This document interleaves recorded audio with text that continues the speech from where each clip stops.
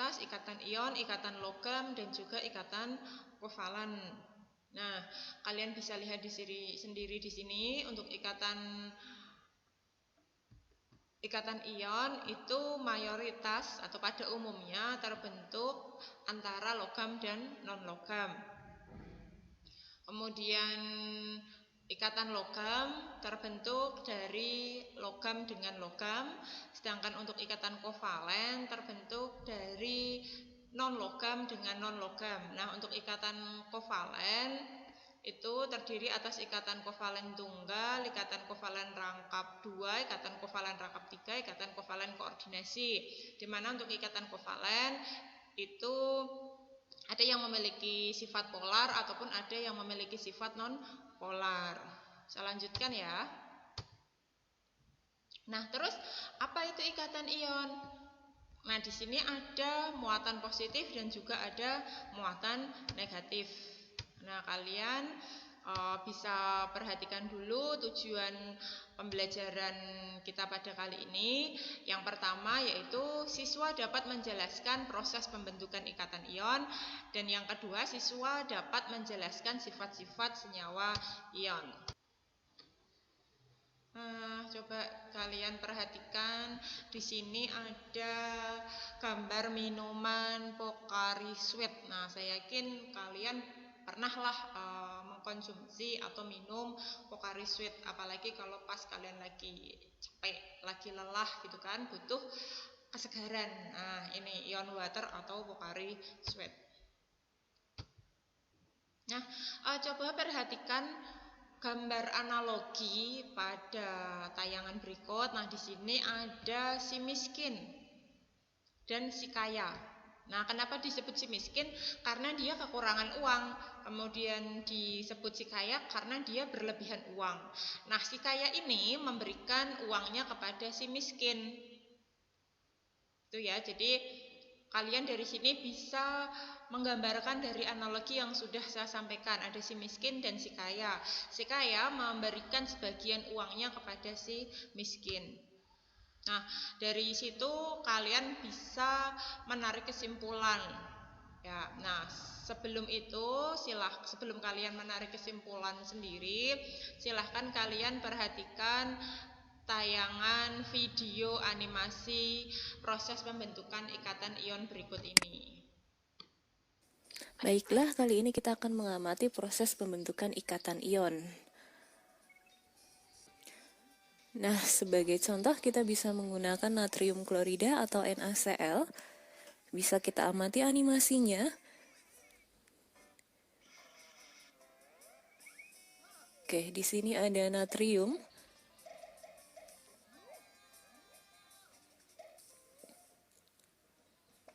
Di mana natrium itu memiliki nomor atom sejumlah 11 dengan konfigurasi elektron 2, 8, dan 1. Nah, ini bisa dilihat. Di kulit pertama ada 2 elektron, kulit kedua 8, dan kulit terakhir ada 1 elektron. Nah, natrium itu memiliki elektron ekstra di kulit terluarnya, jadi ada 1 elektron terluar yang membuat dia menjadi belum stabil. Sedangkan di sini ada klorin, dia mempunyai nomor atom 17 dengan konfigurasi elektron 2, 8, dan 7. Bisa dilihat ya. Nah, klorin ini juga belum stabil, dia memiliki 7 elektron di kulit terluarnya. Sehingga agar stabil seharusnya dia masih memerlukan 1 elektron lagi agar bisa mencapai kaidah oktet atau agar dia bisa memiliki 8 elektron di kulit terluarnya. Nah, bagaimana caranya agar natrium dan klorin ini menjadi stabil? Klorin itu memerlukan 1 elektron untuk melengkapi elektron di kulit terluarnya, sedangkan natrium itu memiliki elektron yang berlebih 1 elektron di kulit terluarnya, sehingga ketika natrium dan klorin itu bereaksi, maka nanti natrium akan menyumbangkan 1 elektronnya kepada klorin. Nah, seperti itu. Sehingga setelah natrium itu menyumbangkan 1 elektron ke klorin, akan menjadi ion Na+. Sedangkan klorin karena dia menerima 1 elektron dari natrium, dia akan menjadi ion Cl-. Nah, dengan demikian, maka nanti untuk konfigurasi baru dari natrium itu menjadi 28, dia sudah stabil ya, di kulit terluarnya ada 8 elektron sehingga sudah oktet. Begitu pula dengan klorin, di kulit terluarnya sudah memiliki 8 elektron sehingga dia juga sudah oktet. Nah, ini yang disebut dengan ikatan ion, bahwa ikatan ion itu terjadi karena adanya serah terima elektron karena adanya gaya elektrostatis. Nah, sehingga membentuk natrium klorida atau NaCl. Nah, seperti itu untuk proses pembentukan dari ikatan ion. Oke, sampai di sini sudah paham tentang proses pembentukan ikatan ion? Nah, oke.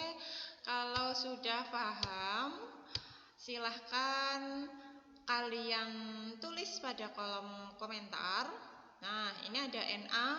Na itu termasuk unsur atau senyawa. Bagaimanakah sifat dari Na atau natrium? Kemudian ada Cl. Cl itu termasuk unsur atau senyawa. Bagaimanakah sifatnya? Kemudian berikutnya ada garam dapur atau NaCl. Nah, NaCl itu termasuk unsur atau senyawa. Oke, masing-masing jawaban kalian silahkan tulis pada kolom komentar. Nah, jangan lupa tuliskan nama kalian juga ya. Assalamualaikum warahmatullahi wabarakatuh. Kita berjumpa lagi Sobat Kimia. Pada kesempatan kali ini saya akan menyampaikan materi ikatan kovalen.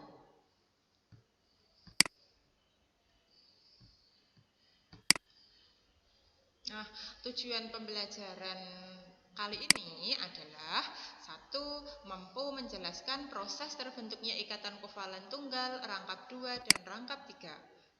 2. Mampu menjelaskan ikatan kovalen koordinasi pada beberapa senyawa dengan menggunakan struktur Lewis.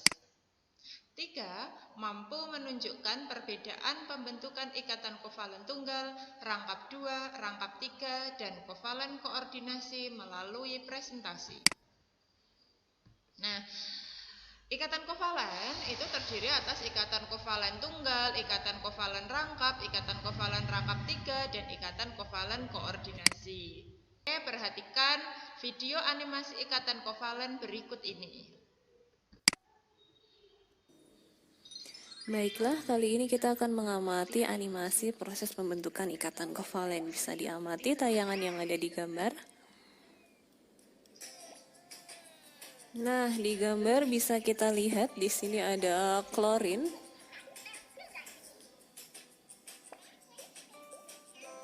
Nah, atom klorin ini memiliki 7 elektron di kulit terluarnya.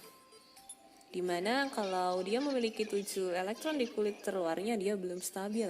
Maka dia masih memerlukan 1 elektron lagi agar bisa menjadi stabil. Sehingga antara atom klorin yang satu dengan atom klorin yang lain, mereka akan berikatan. Sehingga ketika mereka sudah berikatan, mereka akan memiliki 8 elektron di kulit terluarnya. Karena di sini ada 1 pasang elektron yang digunakan bersama, maka itu yang disebut sebagai ikatan kovalen tunggal. Di mana nanti masing-masing atom klorin itu sudah memiliki 8 elektron di kulit terluarnya.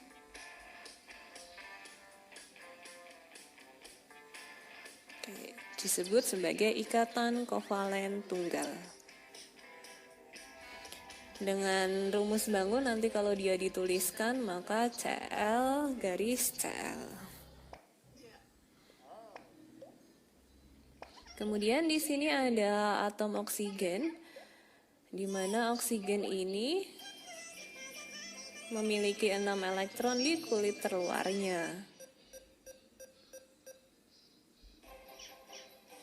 Dan dia memerlukan 2 elektron lagi agar bisa memenuhi kaidah oktet.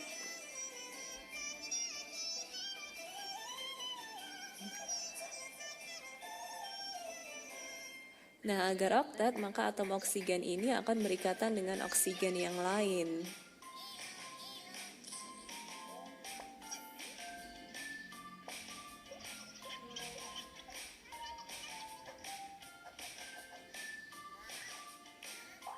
Oke, antara atom oksigen yang satu dengan atom oksigen yang lain, mereka saling berikatan sehingga ada dua pasang elektron yang digunakan secara bersama agar memenuhi kaidah oktet. Sehingga karena ada dua pasang elektron yang digunakan secara bersama, ini yang disebut sebagai ikatan kovalen rangkap 2.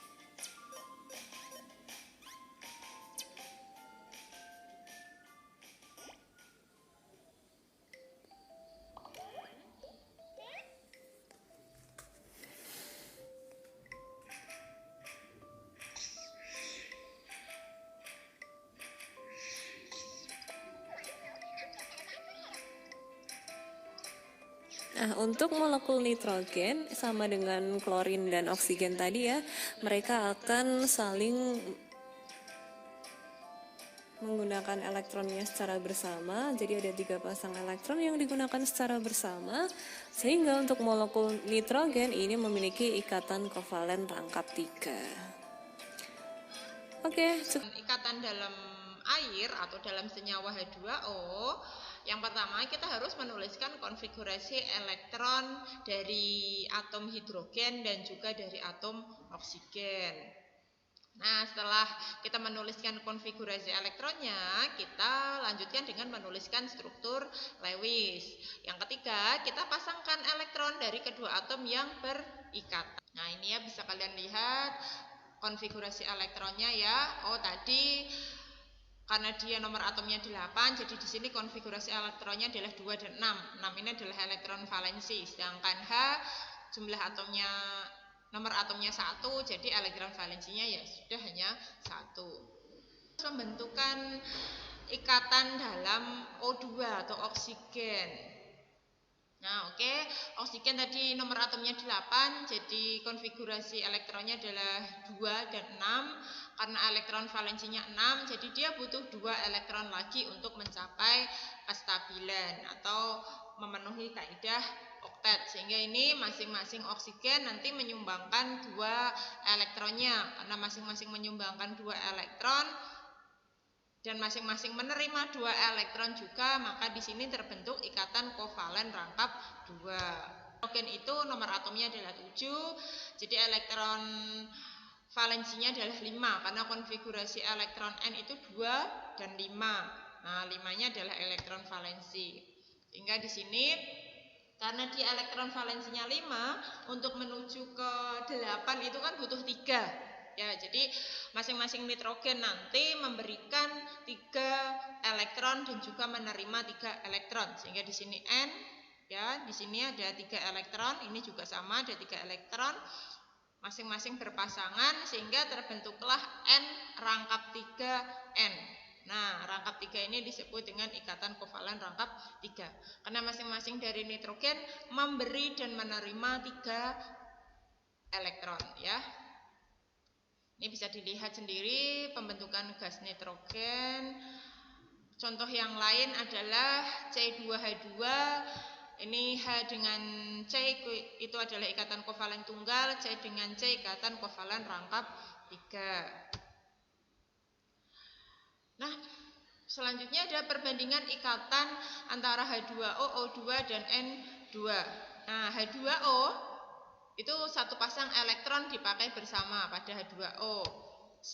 Disebut ikatan kovalen tunggal. Pada O2 ada 2 pasang elektron dipakai bersama, disebut ikatan kovalen rangkap 2. Pada N2 ada 3 pasang elektron dipakai bersama, disebut kovalen rangkap 3. Terus bagaimana dengan HNO3? Nah, ikatan N dan O pada HNO3 berasal dari pasangan elektron bebas atom N. Ini N ya. Tuh. Nah, pada HNO3 ini terbentuk ada ikatan kovalen tunggal, ikatan kovalen rangkap 2, dan ikatan kovalen koordinasi. Kenapa disebut koordinasi? Karena penggunaan pasangan elektron itu berasal dari salah satu atom yaitu N. Nah, N ini memberikan pasangan elektron pada O yang bawah, tapi tidak meminta. Jadi dia hanya memberi pasangan elektron saja. Maka disebut dengan ikatan kovalen koordinat. Oke, sampai di sini yang bisa saya sampaikan.